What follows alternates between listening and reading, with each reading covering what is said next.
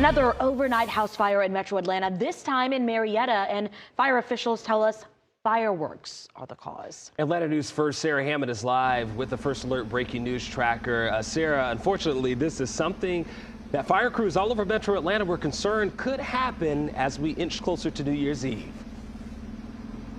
Yeah, it absolutely is. And fire crews are wrapping up now. You can see one leaving behind me, but they arrived here to this house on Silver Leaf Drive around 5 o'clock this morning. But take a look at what we can see here from the road. We can see damage to the chimney of this home. That seems to be the main area of impact. But a fire official on the scene tells us everyone made it out okay. That is good news. But the flames were sparked by fireworks in a trash can outside of the home. The homeowner told crews they were shooting fireworks during the night and placed the spent ones in a garbage can, and the garbage can is where that fire started. Now, this was something that had fire officials concerned all week as we went into New Year's Eve, especially with the dry conditions and high winds. A red flag warning was in effect earlier this week, and officials said that added an extra risk for people shooting off fireworks overnight. But again, the good news is that no one was hurt, and no one was hurt in a house fire that we were covering a little earlier this morning in northwest Atlanta. That one started